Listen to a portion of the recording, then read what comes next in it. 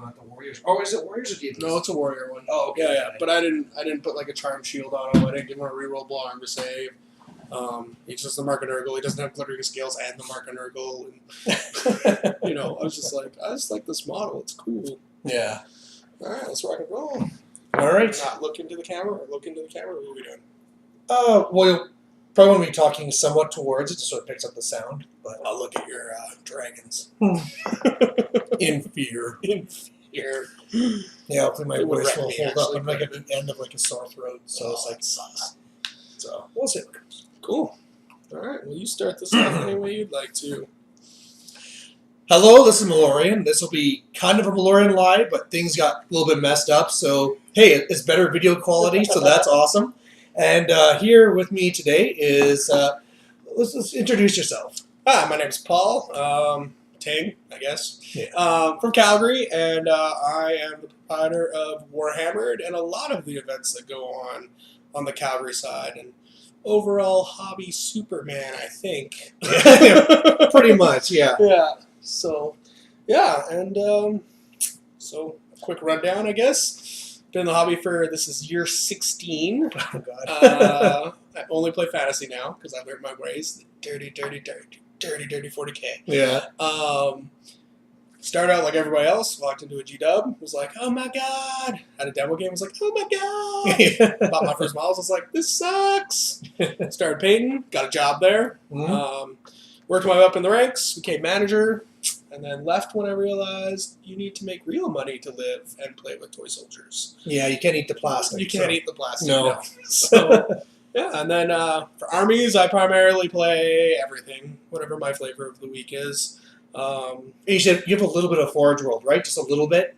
Just a little bit of Forge World. Yes. Basically everything that has come out from Forge World. If it's large and in charge, I have it because it's awesome. So, yeah, primarily a hobbyist in all aspects. I really love painting, putting my stuff together, but I do like a good game too. So that's me in a nutshell. So we were kind of talking about this before, and you said you kind of started more competitive, and now you're switching over to be a little bit softer. Yeah. Fun, like, So when I first started, when you're learning, you get Yeah. your ass kicked all the time, and then you get to that point where you go to your first tournament. And it's kind of always that like weird, shaky experience because you're not really sure what to expect. You know, you're seeing armies for the first time that sometimes you might have not even seen before. This was long before the internet became available really readily. Mhm. So like I remember the first time I seen an Orc and Goblin, I was like, what's going on? I had no idea. Fanatics were going around everywhere smashing stuff. I was like, I don't understand what's happening. And then, I did the tournament scene, and back in the GW's kind of heyday when they did the GT stuff in Canada with their conflicts and all that kind of stuff. I was a top player quite a bit in that. Me and quite a few of my friends, we tournament hopped. So we went all across Canada, played as many tournaments as we could just to secure our spots in the actual GT. And, played in that. Never won one, but I did take 2 of the painting awards at 2 of them. And then, So now maybe 2 questions we'll be putting in there. First of all, you went all the way across to play all these tournaments. Where's the best place to go to play? Montreal. Montreal? Yeah? For only one reason, which I don't know if we can discuss on the webcam. Oh. I was 18. I think we were 19, 20. Yeah, those were the years that we did it. So, Montreal was the coolest place to go, which was really sad. There's a place in Montreal at St. Catharines, which is basically Debauchery Avenue. It's a saint. How could it be? Yeah. Oh, yeah. Clearly lied. Clearly lied. Raves, drunkenness. So we spent a lot of time on that street. And what was really sad is one night, drunkenly trying to get back to our hotel, we discovered like just the other side where we were sitting is like what they call Old Montreal, which is like settlement 1812 Montreal, which is like beautiful architecture from Europe and all this cobblestone. And, and we were like, really? This has literally been in our backyard the whole time? Let's go get more alcohol instead. Yeah. So Montreal was a really, really good place to play. Some of my fondest memories, though, there was a gaming group, and I don't remember the name because this is such a long time ago, from Vancouver, and I played a ringer one year in Calgary during a GT event with a made-up Slanesh army that I threw together as quick as I could, and I created like the ultimate character killer, because back then you could have the bindings, which pulled characters out of units and stuff. And I killed all their characters. I played everybody from this group from Vancouver, and I went out and I like made it my goal to kill all their characters and well, try and play the game, but kill the characters. All right. And what was really cool is I went to Vancouver. I think it was 2 months after with the Vancouver GT, and everybody had changed their army list because all their characters that had never died in their campaigns and stuff suddenly were all trapped by my Slanesh guy. And Yeah. one of my favorites, like the Dwarf Lord, he had a runesmith that had never passed away. So when I had seen his army again, he had the runesmith in a casket, and he had my name in the Book of Grudges. Yeah. All sorts of things. So that was like one of the really, really cool and really, really fun parts of tournament, because it built an overarching community. I still know a lot of those guys from these places. Not a lot of them play anymore, mostly War Machine. But it was really neat to do that whole aspect of it. So second question, like I've had some guys on here where they win, like they're a best general type of guy, or best painting, best sport. What type of awards do you usually win? Depends on the day of the week. I hate to say it that way. I'm generally usually in contest for a best painted or presentation award, which is something I really like because that is my biggest passion, is making things look really cool. But I'm not usually a slouch in the playing department, so I have a few best generals. And depending on the way the system is and how much the soft scores are, I can usually squeeze into overalls pretty easily too. So. Yeah, so you really are kind of like the Superman. It doesn't matter which competition it is, you're usually competing for everything. Yeah, So this sportsman is one that I've only won once, so that's probably the weakest one. And it's you gotta stop being such a jerk. I know I do. Sometimes I'm brass. Yeah. Sometimes I get pouty. Sometimes I get happy. Sometimes I'm drunk. Again, whatever. Is it Wednesday? Let's drink. You know why the sportsmanship is low? It's because you're winning all the trophies. You gotta start sharing it with the rest of us. It's true. I have placed a lot this year. I was thinking in this whole little Alberta GT cycle.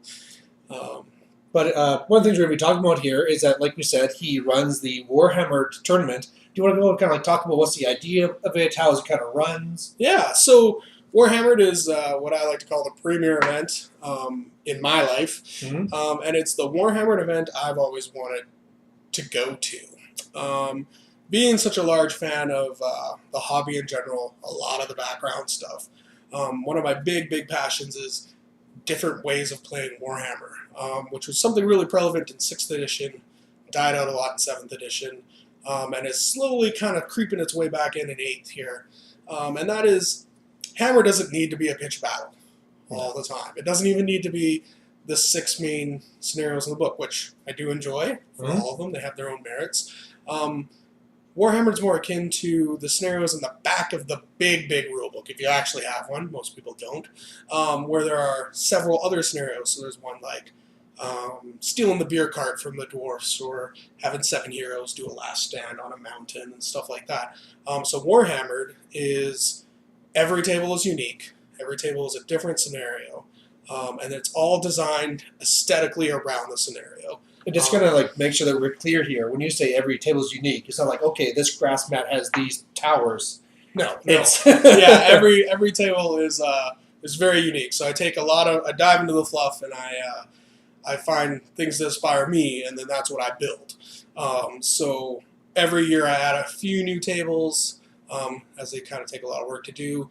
But every table is, very unique, very different. And every scenario is very different. And it's kind of broken down this year, which is what we've done, is broken it down into objective-based scenarios, victory point scenarios, and attacker-defender scenarios. So players are actually going to play in as an attacker this year and a defender in those scenarios. They're going to play 2 of the VP scenarios and then 1 of the objective scenarios. So the attacker-defender ones, usually the defender has less models, 2250 to the 2996.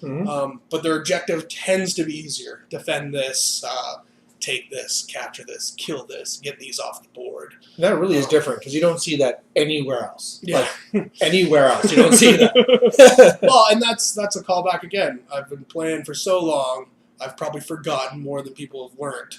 Yeah. But in 6th edition, they really did push a mass amount of different types of scenarios came out in 6th edition. They had a whole compendium book that was different ways to play Warhammer, and I love that book. Yeah. So that's attacker defenders. The objective-based ones are usually, a single objective. Pardon me. on the board. Could be controlling like a bridge on a big river table.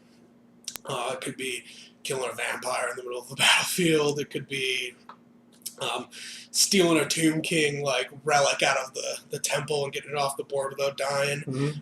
Things like that. And it's usually the objective is either a huge VP bonus or it outright is the win or loss of the game. Simple as that. And then finally the VP ones are a little more akin to battle line, but they're not very battle line-ish.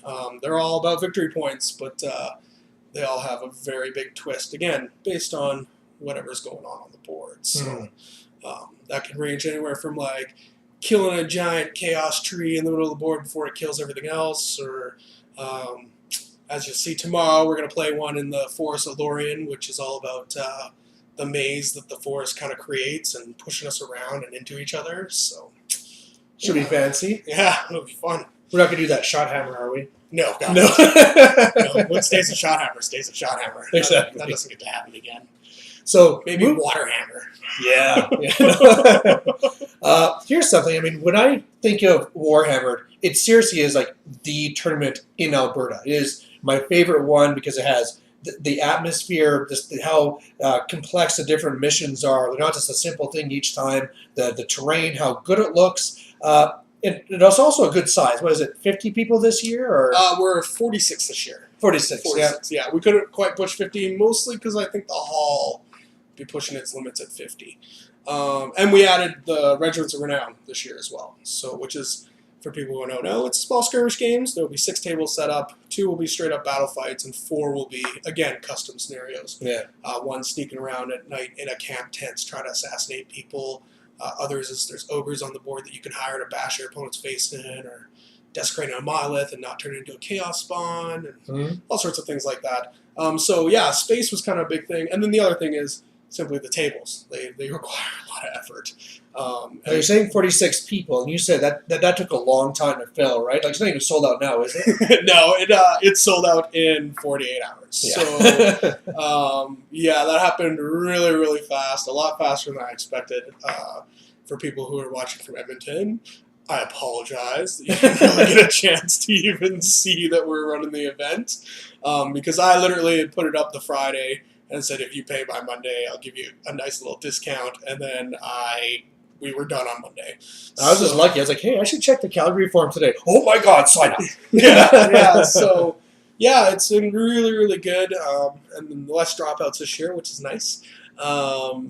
So, yeah, I'm really, really excited about the event. But it is really, I'm glad that you say that you like it so much and that you can see the passion that goes into it. Because there's quite a few of us, whether it's myself with the terrain or my partner Alan doing the all the scenarios, and us, even the group as our gaming group as a whole has been playtesting really rampantly on the scenarios this year to try and kind of tweak the ones that we didn't really love. Yeah. Or didn't quite work out the way we thought they would when they ended up getting played, because some people can find a little bit of loopholes. It drives me nuts. But When you're playing the vineyard and your opponent doesn't drink, that was, yeah. That's actually something we're going to do this year, is we're going to actually put a list of people who are willing to play on the vineyard table the way it should be played, which is getting face smashed. So, well, Free not drinks. face smashed.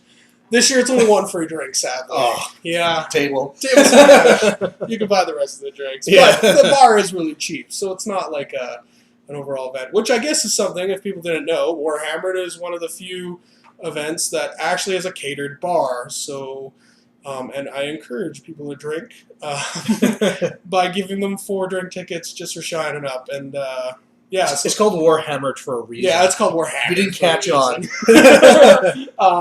Which is fun because it does create a different atmosphere. I actually think what's cool about Warhammered is a lot of people kind of brush it off as an event and not a tournament, but I actually think that if you're a tournament player and you really want to prove how good you are, Warhammered's kind of one of the events, because you're not playing Battleline all the time. You can't prepare an army for every single scenario without it being a very, very balanced force. And I'll flat out tell people, we have specifically designed scenarios to screw certain armies. Like there's a whole table that Hordes is almost ineffective on. I'd cry. But then there's another table where Hordes is probably the most effective kind of build. So I'm happy. being swapped around a little bit like that, and actually being able to come to the top of that is is a really big difference, and it shows a strength of, I think, of the actual general, or maybe their soberness. I'm not really sure. Yeah, I mean, I like to focus on that because that's one of the things I was going to bring up. Is when I was talking, like, to me, this is like the big premier event in Alberta. I talked to some other people, like, well, it's not really that competitive. It's kind of more a goofy around thing. It's more of a drinking event. Yeah. But no, I mean, really, even though you have all these crazy scenarios, it's almost like how in the main rule book you have those 6 different scenarios. You can say, like, hey, Watchtower is crazy.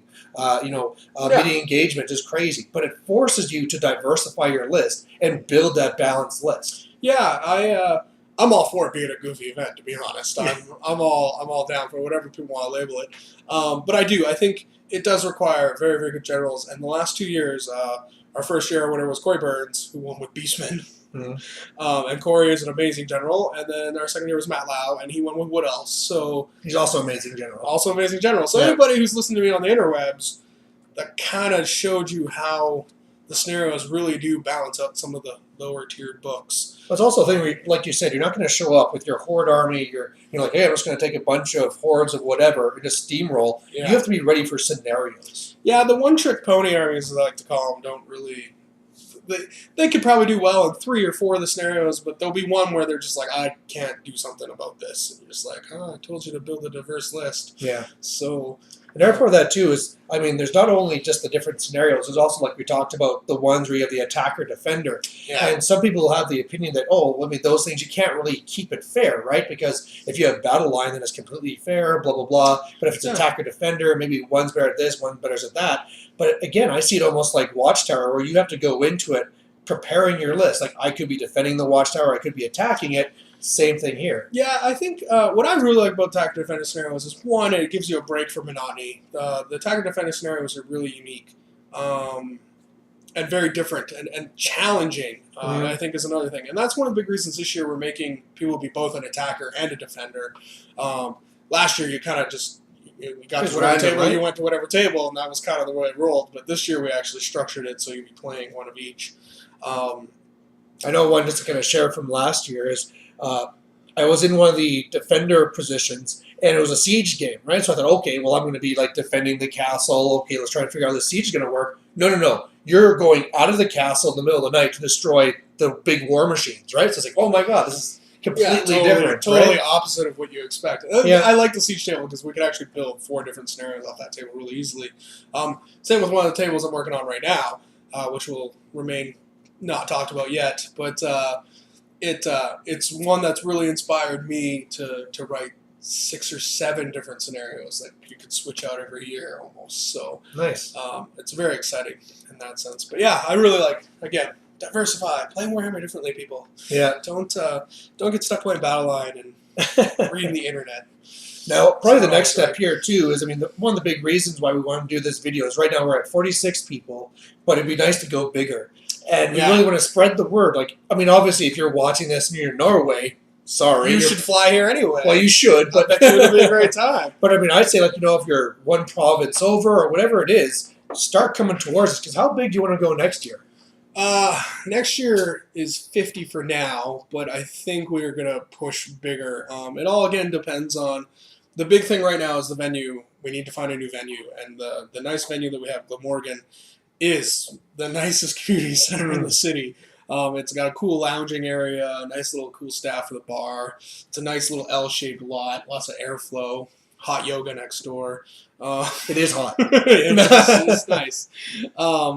But the venue does need to get bigger. So right now, the big job is to find a venue that, one, I like enough to say, okay, we can move the event, and 2, that's big enough, meets the table demand, meets all the things that we need to figure out. So all the logistic stuff that's boring. Yeah. Because, like we said, you did sell out in 2 days. Yes, and I do have a waiting list of 17 people currently. So, but right now you're thinking, sorry, was this about 50 you want to go to next year, or a little bit bigger? Or? Either 50 or maybe bigger. It's all, again, it depends a lot on first tables you can make in your venue. I can make a table any day of the week, but and I have ideas for probably 15 or 16 more tables in my head right now. Mm-hmm. But yeah, that is a big one. The cost of the tables is a big part of it, and the time to put in the tables. I'm not allowed to spend all my time playing Warhammer. No, sadly. Damn you, real world. Damn you, real world. And your responsibility. Yeah. But yeah, we're definitely going to push to 50 at least next year, and I think we'll be at 50 even if we stay in Glenmorgan.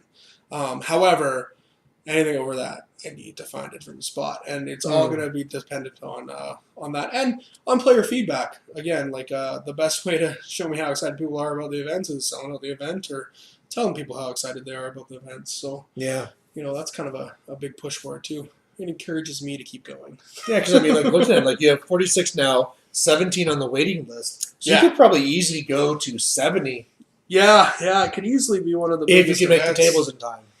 Yeah, that'd be the rough part, and that's kind of one of the big things about Warhammer as well. Is I could probably put out 80 tables easily, but it won't be to the same quality and assurance that I put them out. That's why we've been doing 3 to 5 tables a year right now, because that's a good mix. It takes a couple months to put it together, and a couple months to figure out a scenario. So probably the best thing to do is if you are like in a nearby community and you'd like to come to Warhammer, post down here and like bug Paul here, because if he knows that, hey, I'm off here in Victoria, I really want to come, and so do 10 other guys. Yeah, might encourage you to make might more encourage me to tables. make more tables. Yeah, I actually have the first 3 tables of next year already planned, and they're already kind of slowly been drawn up and working out what kind of materials I'm going to use for them. So I actually have a plan this year. This year I kind of had a semi-plan, and then it kind of changed, and then it changed again. So, but yeah, so it'll be a little bit easier. And like I said, I do have plans for quite a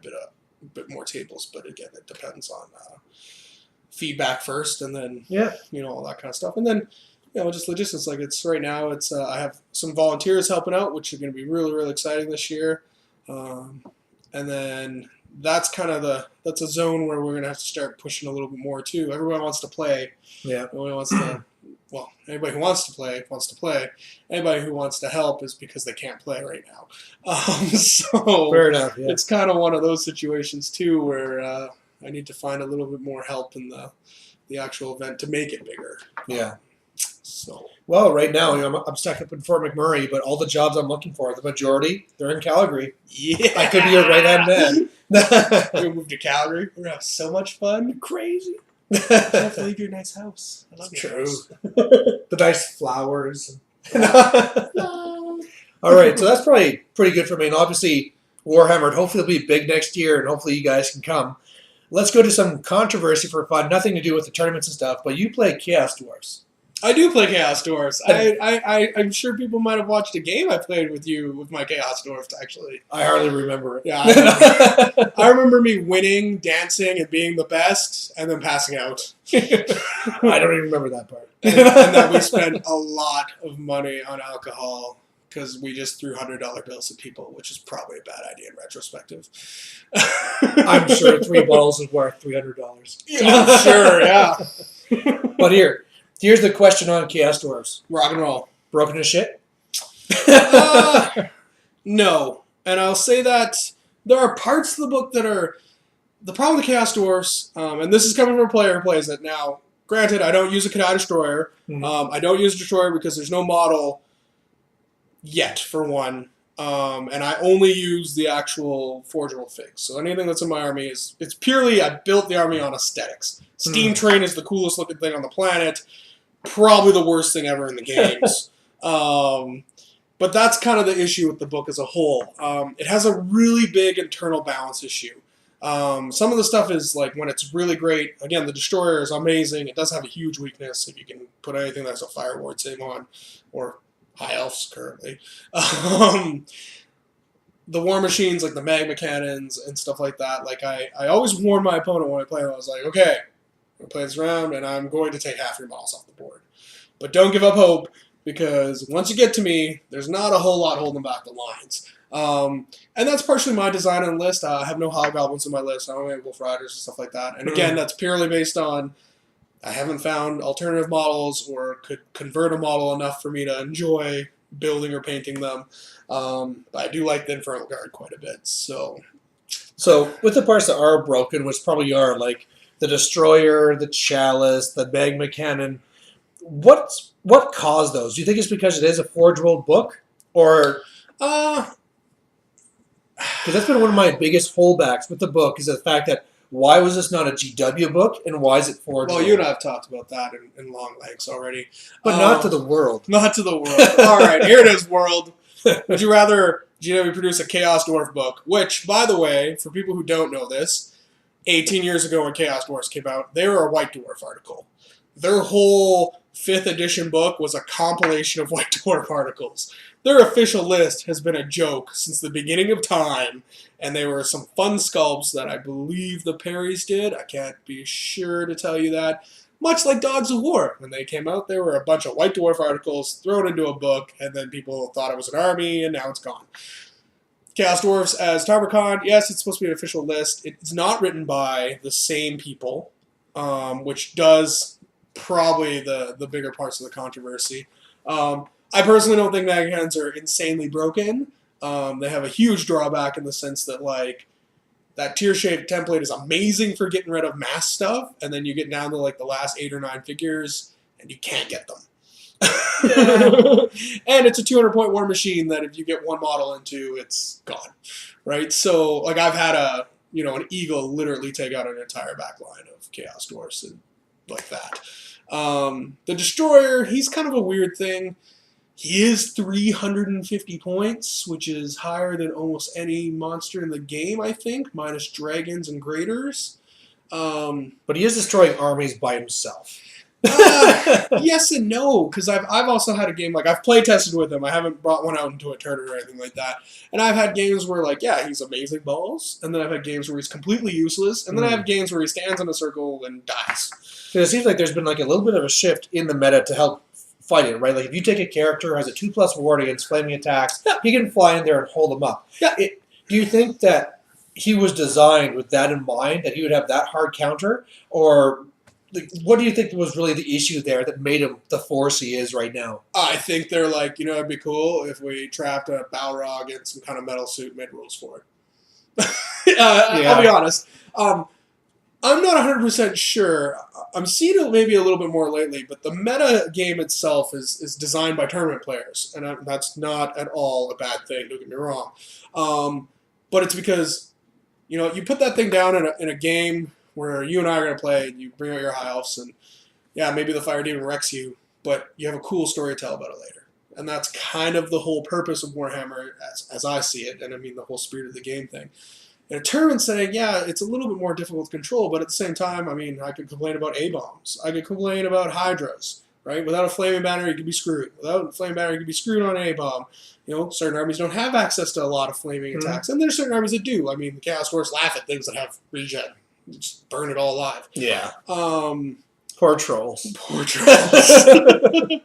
But then, you could also say, like, is it fair that a tree man's flammable? Well, it makes sense in the rules.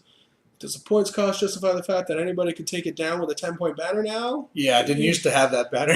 Well, Things but changed. now that it's changed, and I mean, it's not something that's been updated clearly yet, but eventually it will be. But those are the kind of things. I mean, I don't think they're designed intentionally to pull the best or worst in things. I think that they're just designed to be like, here's a rule set, go for it. And I think the tournaments have been able to find its weakness. Yeah. Essentially. But I don't think that's a bad thing either. I mean, a lot of meta right now is Monstrous Cav. How do you deal with Monstrous Cav?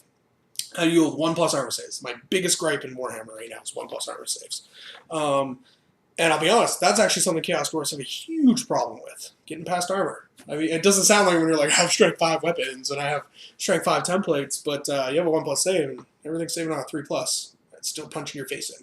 Yeah. So, now the Monstrous Arcanum Kadai, that guy's a little different. He, with his upgrades, is a little too good. A little crazy. It's a little too good, yeah. Granted, the Kadai is supposed to also be on an Arachnarok-sized base, which, I don't know, a lot of people, if you've played with an Arachnarok, you realize how limiting that base can be at times. Now, Arachnarok is a bit transverse things really easily, so it's not so bad. But that big base size, when you're actually playing with, D6 + 3 terrain, can make a really big difference. Or those now with the demons with the big soul grinder type. Yeah, the soul grinder, or no, I was going to say the Mutalith, but he's on a chariot base. And most of the other new monsters are on chariot bases too. Weird. Yeah. So yeah, I mean, like, ask anybody who has to play with one of those and tries to force it around. Like, you've played against my Toad Dragon before. Oh no, you haven't. No, I've been lucky. I played with Toe Dragon out of the Turcon book occasionally for shits and giggles as well. And it's on I think I made his base 350 by 350. Something ridiculous. Whatever he fit on, basically. Yeah. And like, there are times where I just can't get him into places. You can double flee from him and he's stuck where he is, or things like that. So there are a lot of tactics to deal with those big kind of things. And like I said, for every big Kadai destroyer, there's also the Iron Demon, which is, it looks like a steam tank, doesn't act at all like a steam tank, doesn't work at all like a steam tank, is basically significantly worse than a steam tank in every other way. Because it has a huge counter. You're like, I find my eagle on the side of it. Here's your 300 war machine. It can't move, it can't do anything, can't attack, it just sits there and the eagle gets to peck at it. Or I think it has to just charge straight or whatever, right? You know. It can only charge straight. It can't wheel or. Now here's something that's always been another thing of mine too, is where if I go to a GW store here, I can't just buy the chaos. You could. So there's a you whole used to be able to. They've taken that away for a little while. But there's like this little disparity of knowledge, right? Because if I go out there with my high elves, everyone's gonna know what my high elf stuff does. Yeah. You know, even though it's kind of new, they'll know. Well, not necessarily. But but meanwhile, I would expect people to know what a Frost Phoenix does better than what an Iron Demon does. Like the whole idea where it has to charge straight. I bet you a lot of people don't even know that. No, they probably don't. And that's and I'll agree. I mean, it is kind of a fancier product. But I am also one of those people, like, if you have it, you put the time and effort into it. I mean, my Chaos Dwarf army is like $2,000 almost. And to be told I can't play with it sometimes is like, oh, like, are you having a hard time beating it up? Well, no, that's not the point. I'm like, well, then what's the point? We're just playing Hammer. Have fun. Yeah. I agree, though. Like, I wish they'd actually sell that kind of stuff in the store. But I'll be honest, too. Anybody who's actually in the hobby knows what Forge World is. And anybody who's savvy in the hobby can find a Chaos Dwarf list pretty quick. So here's another question about it. So now that we have it, good, bad, this is the way it is. Do you think GW sees this as a success or a mistake? I think it's a fairly large success because, I mean, it helped launch an entire range for Forge World. Now that range has taken a significant backstep down to the Heresy. But I'll be honest, for the longest time, Forge World only produced ginormous scaled stuff. I think the best playing pieces back in the day were the Greater Demons, which I don't know if anybody's seen them, but they are huge. I think the nicest one is probably the Nurgle one because he's a block like this. But, I mean, they're still gigantic, and they're completely unwieldy, but they look amazing. I mean, I have all 4 of them, and that's what I play with. But they're dragons. Their dragons are insane. Yeah, like, I have a red dragon, he's this long. Yeah. And if you compare that to the little dragons that are sitting across from the table here, they're like whelplings. Yeah. Like, they're very, very small. Well, it's high elves. They're like the pansy girl dragons, Yeah. It's like comparing Schmog in the trailer to, like, I don't know, How to Train Your Dragon's Toothless. Yeah. Pretty much, yeah. So with that, I mean, now that they did this and they released a Chaos Dwarfs through that way, we talked about Dogs of War. If they were ever to say, like, hey, now we're going to go ahead and do Dogs of War, do you think they'd do it through Forge World, or would they do it through their own books? I'm a little perturbed and going either way on that. Because GW is releasing stuff at such an insane rate, for whatever reasons. Conspiracists can think however they want. At what point do you say a 3-year cycle, if they can continue this, is too short? They're going to have to find ways to supplement things. Now, I don't know how GW feels about supplements. There's been a lot of like success in the past and a lot of failures in the past. Lustria, for people who don't know this, came out 2004, was an entire book devoted on playing in Lustria and like a campaign-style book, jungle fighting, had 2 army lists in it. It sold like crap. It was supposed to be the first of like a Warhammer realm book, is what they were called, and we haven't seen one since. And it's sad for somebody like me who's really into that kind of stuff. I really love that book, and I think everybody should have picked it up, but they didn't. I have one. Yeah, it's a good book. Did you read it? I read the rules. Yeah, exactly. I read the 10 pages that had rules for skinks on it.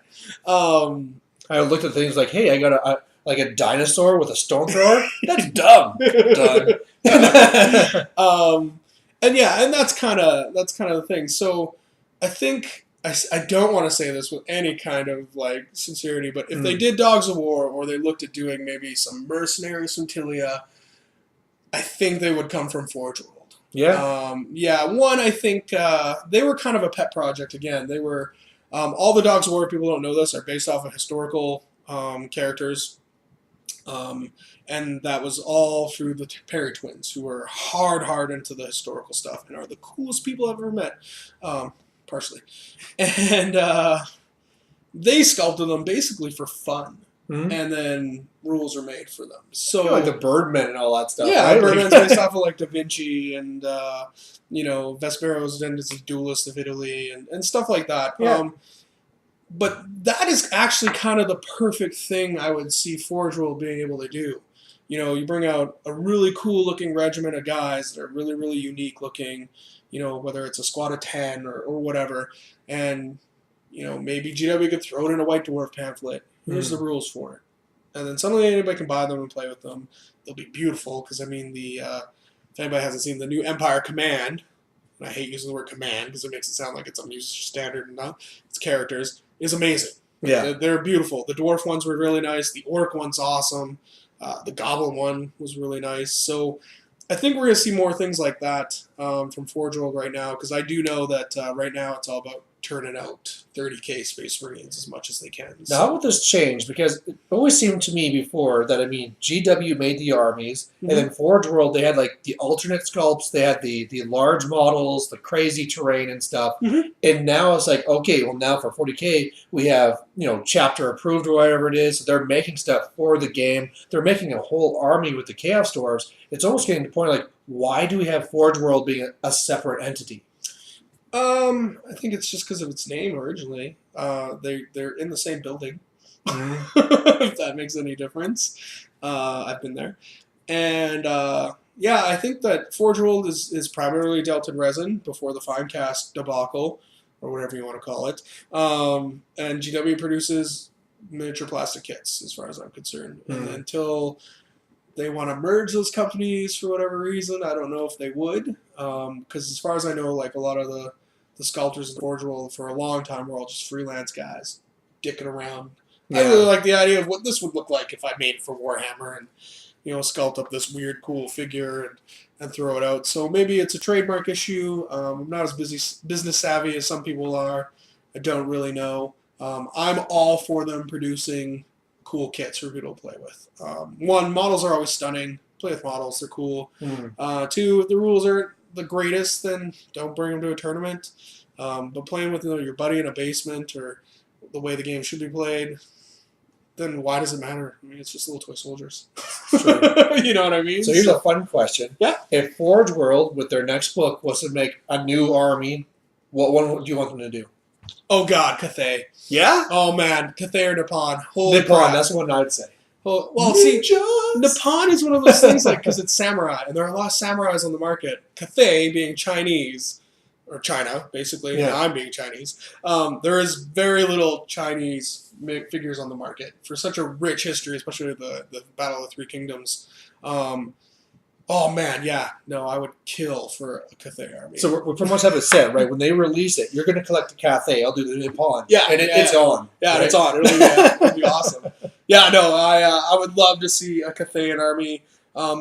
It'd even be really cool to see like an Araby army. Any of like a Kislev army, if they wanted to revisit that. I have a huge Kislev army that I pull out ever so very lightly and kind of put it back in a corner later. And how big is this army? Because normally when people say, like, I have a Kislev army, it's like 100 points. I have a feeling that yours is like 2,000 points. I have, it's not painted yet, but I have 400 or 200 Corsairs and about 30 or 40 of each of the Cav models, and then a bunch of the Bears. So, yeah. I used to work for GW. They blew it all out. I bought it. Yeah. Then I got a whole box in a garage sale. It's pretty awesome stuff. That's one model I don't understand why they don't bring back, because the Bear's amazing. Yeah. Whoever sees that model, if they ever see it before, like, wow, that's so cool. Yeah. Why don't they use that for something, anything? I would really love them just to. I would special love to character see for Empire supplement stuff, which is something that's changing again. Whether people like it or not, the Yanda book came out and it's a supplementary codex. It's the first supplementary codex I've seen in Long I time. want to say 8 or 9 years now. Real supplementary codex, Space Marine codexes don't count. And I mean, they've announced that they're going to do the Farsight Enclave for 40K. I'm wondering if we're going to see some of that for fantasy maybe eventually. But at the same time, I mean, the new High Elf book came out, and what's really awesome about it is the diversity just by adding a few new units and characters that the book creates. So who knows? I know that I want my Lizardmen to come out next, and I want them to ride Ankylosaurs. Ankylosaurs, yeah. Oh, come on, man. Everyone's like, I want Carnosaur Cav. You're like, we already have a Carnosaur. Big guy rides the dinosaur. You know what would be awesome? Little tanks with spikes. It could work. It could work. It'd be They're awesome. like movement too. I don't even care. Yeah. 1+ armor save that stuff. No, Yeah, pretty I much. hate the 1+ armor save. Now, talking about this release schedule, Mhm. of course, obviously, they're releasing like a new book every single month. Yep. Do you see this as being a good thing, bad thing? Do you think it's too fast? Do you think it's perfect? I would be curious to see how long they sustain it for. Because, I mean, there was such a big drought, obviously, last year, again, for conspiracy reasons, whatever reasons you want to take into effect. A lot of this stuff has been sitting on edge for a while. And it's coming out at a rampant pace because it can. Now, does that mean they've had a whole year of being able to develop the next books, which are awesome? That would be great, too. I really enjoy it. It changes the excitement level, the meta, whatever you want to call it, has been changing every few months. However, I'm also a little concerned that armies get lost in such a insane shuffle. Demons are probably one of the ones in our gaming group, especially anyway. We only have one guy playing them. And nobody has any idea what the book even does because nobody's played against it, nobody's bothered to read it, or they read what they read on the internet and said it was stupid, or it was awesome, one or the other. Well, there. I mean, obviously, you play them, so let's get this year on record. Demon book, crappy, balanced. I've not played as many games as I'd like to with them, and I'm a mono god guy. I've never actually played mixed unless we were playing a huge story-based game, and I find it difficult with Slaanesh, difficult with Tzeentch to be fun. Well, Slaanesh is a lot of fun. Tzeentch was difficult because it's not very fun. Khorne struggled a bit without the cannons, and I know people are going to kill me for that, but trust me, you give up a magic phase, you get a cannon. It works out. And then Nurgle is Nurgle. I mean, it's the most resilient army I can think of outside of the warrior Nurgle army, which is also what I play. What I did before it was cool. Yeah. He's like the hipster. The Warhammer hipster. I did it before it was cool. I actually did. I was painting that before the beginning. That's kind of like a cheat, though, because you play everything. It's true. Yeah. I do play everything. I don't really like the plague stuff. Like I've been really debating on my Skaven army whether I'm gonna do like first I was gonna do like a warlord army, and then I was like, I was gonna stir vermin, lots of clan rats. But then the more I do the plague stuff, the more I'm kind of like, it'd be cool if I did some plague monks and just did like a whole plague army, and then then I'll have 14 armies. It'd be stupid. Demons. I love the book as a demon player. I've been playing demons for longer than probably some of you have been playing the game. Or been alive. I started playing demons in '99 when they were just this crappy little pamphlet in the back of a mention. So I've been through all the highs and the lows, and I will admit the second book was a high. And to be honest, I actually stopped playing them because it was so boring to win all the time. I know, Mr. Humble. But it was like auto win. So there's that sportsmanship score. Just there it is. Here, boom. No, but it was such an auto piloting game. What I love about the new Demon book is I think it's written so fluff oriented, which is something I love. And I think there's a lot of hidden power in its randomness, and that doesn't really make sense because you can't control it. But when it goes off, it just smashes. It's kind of crazy. It's like when orcs do things right, and they're all like suddenly, which is rare. Well, yeah, exactly. I hear a lot of complaints about how like the randomness can slow down the game and stuff like that. But let's be honest, it's a couple dice rolls for the most part. It's not really a big thing. I've never had like the skull corns throwing down thing hurt anything but myself. Oh, So and for every time I seem to get an advantage with the winds of chaos or whatever you want to call it, the realm of chaos, I always immediately get the disadvantage right afterwards. So it's kind of been one of those things. Yeah, I don't know. I really like them. I haven't really focused on playing them recently, so I can't really give a definitive point on where the power level is, but I have found that there's a lot of power in the randomness, which does sound weird, but the ability So would you say they're the most underestimated army right now? I still think that's Tomb Kings. Yeah? I do. I've been playing Tomb Kings a lot lately, and they are a shit army sometimes, but when they work, they can work so well too. I know their magic is crazy. Yeah, and that's if I have a problem, if we're gonna go to Tomb Kings really quick, is it's too reliant on something that's unreliable, and that's their biggest fault. But I also do think that if you gave them the ability to march, whether it's within a character or a character has to be in a unit or whatever, I bet you that army would change completely, like absolutely, because then they can be part of one of the entire phase of the games, which is one of the most important phases of the games. So, yeah, really, really like Tomb Kings. I catch people with them all the time, and then the people who know them just beat the crap out of me. So, but I think they're probably the most underestimated. But I do think Demons got a pretty bad rap. But again, it's kind of one of those things that came out. Everybody was like, "Oh my God, this sucks! This sucks! This sucks!" But there's no proof in it. Nobody's gone out, or I haven't seen it where people were like, "Oh yeah, no, I tried this and it didn't work because of this or this or this." Everybody's just kind of like, it sucked, and then nobody seemed to have played it. Yeah. I don't know. I haven't seen a lot of talk ever since the initial kind of controversy when it had come out, whether or not it worked or didn't work. And then there was very few people that play it. You know, like I think there's a 7th edition really killed playing Demons because again, I'll say I have a huge demon army. Again, there's models that are older than people in it. And I have 3,000 points of each god, so I have a big army. And I was so turned off of them in 7. We need to have like a demon versus orc game. Yeah? Yeah, we'll do 10,000 points? Yes. I've done that before. It took 9 hours. No. We'll do it in like 5 or 6. It was so long to set up. Yeah. Yeah, that was good. Demons won that game. They won't be Dwarfs. Yeah, they will. Oh, we'll see. But yeah, I don't know. I really love the Demon book, but again, my playing with them, I've only played a couple games per army with them, so I don't want to definitively say like, oh, they're awesome, or no, they're crap. But I do think that they're probably right up there with everything else. I really, I think GW's doing a very good job of balancing the books out with maybe the one miss. 14 Kings. And even that book, it's like 80% there. It's just like, it's almost there.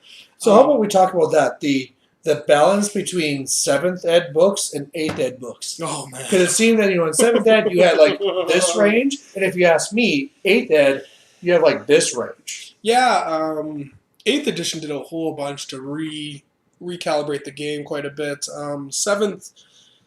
7th was a weird game because I remember at the end of 6th, 7th came out, and 7th is literally a 2-page FAQ on 6th edition. Like you could write all the rules on 2 pages that they changed, and it tightened it up, which was good because it needed to be tightened up. And then we got the Orc book and the Empire book, and they were pretty balanced. Then we waited a year, and we got a High Elf book that introduced the Always Strikes First, which was really different at that time. I know it's not as bad as it was then, but then it was crazy. And then there was a whole... We can always do what? Yeah, it totally changed the game, which was a good thing, to be honest. But then we waited another year before a book came out, and then we got the trifecta, which was the Vampire book, the Dark Elf book, and the Demon book. And they're totally balanced. And they're balanced against each other. Yeah. I played the Vampires. Oh, it was so nice. Yeah, they were brutal. And I maintain that the reason those books were so over the top wasn't necessarily the way they're written, but that they actually broke phases of the game. The Vampire book was one of those books that they were allowed to cast any other spells as much as they wanted. So you could spam the undead spells, spam Van Hells, spam whatever you really wanted.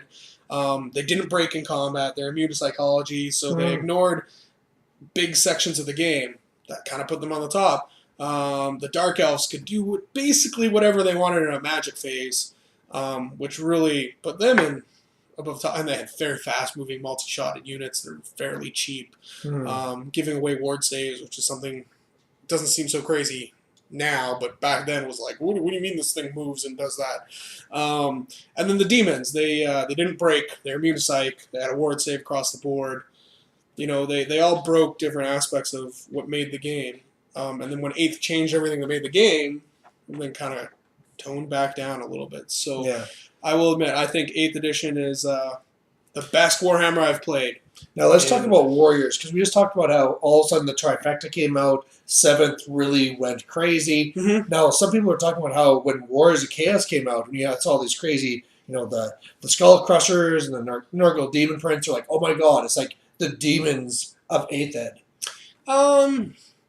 Playing Warriors, and not being as douchey as I could be, I guess. Mm-hmm. I don't play with the 1+ rerollable Nurgle Demon Prince, even though I do have Nurgle Demon Prince. He's not nearly as decked out. I don't use Skull Crushers because I play Nurgle.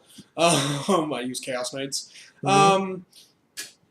I think it's a shift. Again, it was a big shift. What was the problem before? Well, Ogres were a huge problem before Warriors came out.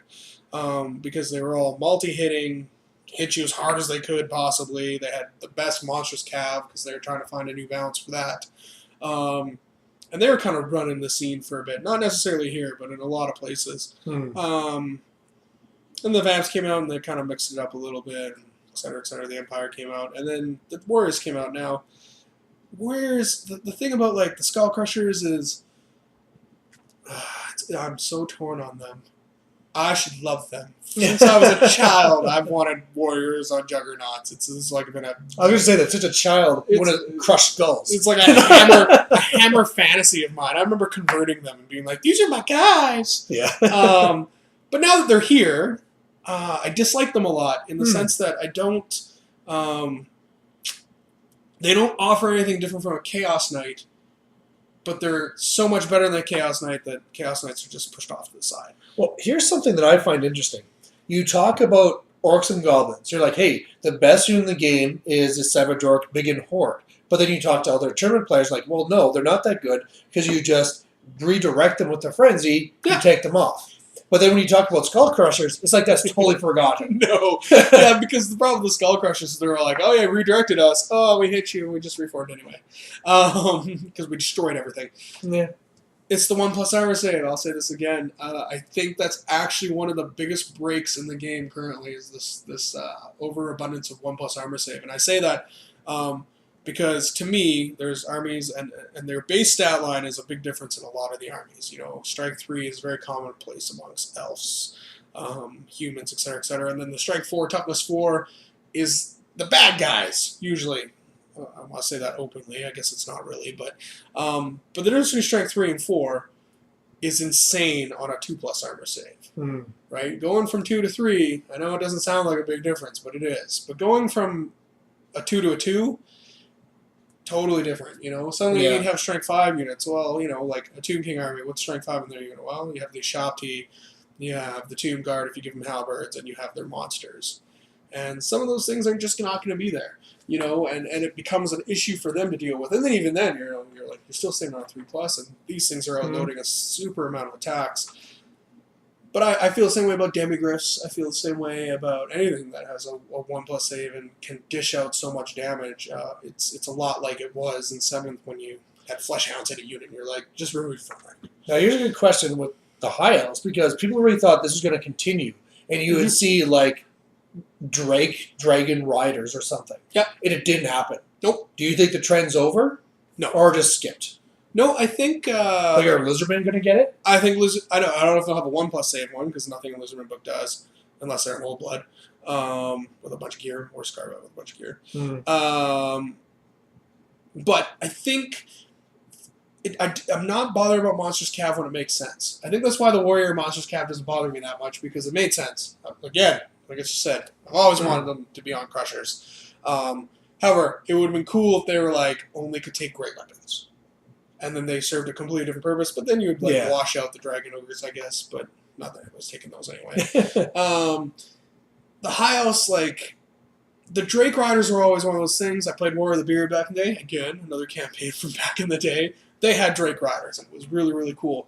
But when you read the background and stuff like that for the High Elves, dragons are rare. They're not as rare to High House as they are to everybody else, but they like to sleep, and they don't like to wake up very much. So they're us. We're dragons. Yeah, we're dragons. I like to sleep and eat. That's about it. So to have like whole units suddenly just appear and be like, oh yeah, I brought my baby dragon to battle. Oh yeah, where'd you get that? Oh, just in the cave with the rocks and stuff. It wouldn't have made sense, and I hope that was the reasoning for it, to be honest. Well, we've seen all the other places too, like Arachnaroks. They've been here the whole time. Mournfang, yeah, they've always been here. Actually, it's really funny. If we really want to get into this, Arachnaroks have been in the game since 3rd edition. Oh yeah? You just don't remember them, yeah, because they weren't in when 3rd edition turned into 4th and 5th, which became an army-oriented game. Back then it was an RPG. Arachnaroks did exist. You ran into one of those, and it was a big pain in the ass. Now, they were never like goblin-ridden like they are now, but they were there. Oh, okay. I think the one that bothers me the most is Demigryphs. They just came out of nowhere. They're like, bam, Demigryphs. Yeah. What up? What? Where'd those come from? And it would have been so cool if the fluff for the Empire, which said like, with the surgence of these monstrous cav, they decide to go tame these things, and they had like rules for being temperamented or whatever. And the Mournfang are kind of, they're Rhinoxen. Let's not lie about it. They're Rhinoxen with a different head sculpt. And their fluff is literally the Rhinoxen cav fluff that came out way back in the day. So, yeah, I don't really have an excuse for them. They always existed. Thunder, buffalo, cat face, meow. Apparently. Yeah. Which I do like. So, yeah, I think House got skipped not because they needed to, but because it didn't really make sense. It's kind of like vampires didn't get a monstrous cav unit, but it doesn't make a lot of sense for the vampires to be able to like, okay, so we're using all necromantic stuff to keep everything together. We also raise some kind of giant ghoul beast for you to ride. Oh, wait, we already have those. And again, they did ride the whole thing. They got the Vargeists and the Crypt Horrors. Yeah. So they got that part. Well, yeah, and this is what I mean. Like, I hope that they're making. You can take the Horde of Eagles now. So that's our new thing. There's your new Horde. Caca. Eagles for the win. They worked really well in The Hobbit. They were awesome. So I hope that it'll be certain armies that get monstrous cav. Lizardman is not at all a reach for them to ride some kind of bigger dinosaur. So I'm going to assume that you'll see a monstrous cav unit in their book. But I might be wrong. Who knows? Now, here's a question about Lizardmen that especially people that were playing a few books ago. Because before, you could shoot the Slan. Like, the Slan had like 8 wounds, but you could shoot him with a cannon, right? From the actual unit. Do you think they'll bring that back? Because I like that. Because right now, the whole thing, like the Slan hides in the Temple Guard, seems to be a bit much. If you go back to a long time ago. It was. But I wasn't even 6. 6, you could hide him. Yeah, no, that was in 5th. Okay, but there was a big difference then. The Slan was, you could hit him with a cannonball and just bounce off. You just had, like, psychic shields. And he could fight. That was the crazy part about that Slan. You get in, you're like, I'm going to punch you in the face. It's like, no, you're not. I'm going to hit you with 9 attacks. But that doesn't even make sense. These guys carrying me, they hate you. But they're carrying your fatness. And I'm also dropping this rock on your head. What? Yeah, I move whole pieces of terrain onto your unit, destroy it. That doesn't make any sense. It does for a Slan. I will be really interested to see what they do with the Lizardman book, because the last Lizardman book was such a minuscule update over the one previous. We even actually had, at the first Warhammer'd, somebody submit a Lizardman list with the older book that was off by 5 points. Oh, really? I couldn't figure out why it was off by 5 points. It was because there was a change in the enchanted shield price. And that was it, because all the points cost stayed the same. Everything, he was running a Saurus army, so it didn't really make a difference. Yeah. So I'd be interested to see what they do. I'm hoping, much like the High Elves and the Warriors even, and even the Demons, that I get a really cool, fluff-oriented book. I played Lizardman quite a bit last year.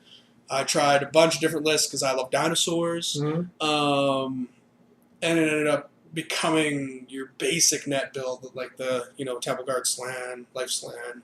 And then you had your skinks on the side, your salamanders burning stuff up. And I tend not to want to just play net builds, but that kind of ended up like, not by any fault of my own, but just it's where the book pushes you. You don't really, I don't want to say you don't have another option, because you do, but it's not as easy as an option for sure. So I would like to see quite a bit of diversity. I'd really like to see them bring back spawnings. Again, something that's old. You used to be able to to mark your source to do different things. Well, they kind of just worked it in, right? Because everyone just took the one where give you one better armor save, and then all of a sudden Soros has just got one better armor save. Yeah, so the quaddle mark, the purple one. I always used to take Sotek because I painted all mine to be aggressive, so they always had the extra attack. yeah, But finding a good balance with that would be really good. And now that was a different decision too, where having a higher armor save was a big deal. Now it's not. It's still a big deal, but now with the step up and not running away after you lose 3 models, it's quite a bit different. I'd like to see a return to dynamic Lizardman play. The Lizardman book is one of those books that when you read it on the surface, it's competent in every aspect of the game. It's got good movement, good shooting, good monsters, good infantry, great casters, tough heroes, but then when you play it, it's actually really limiting, and it's actually kind of boring. I hate to say that because I love Lizardman. Again, dinosaurs. But yeah, so I'm hoping for, much like the High Elf book where it's completely inspired me to go and pull out High Elves. I'm really hoping to get that for my Lizardman book, or whenever it comes out. Maybe next month. Maybe. All right. Well, I think at this point we wake up in like 5 or less hours for the tournament. So Booyakasha. So there you have it. Hope you guys like hearing us ramble on. And for sure, like I said, if you're in the region here, look at Warhammer'd. Amazing tournaments. And anything else you want to add there? No. No. We'll talk more tomorrow. Sounds good. Let's see what crazy game we got this time. Cool. So, all right. Thanks for watching. Bye. Sweet. All right. That was cool. And see, that's what I like. I like to ramble. This is what I need to do.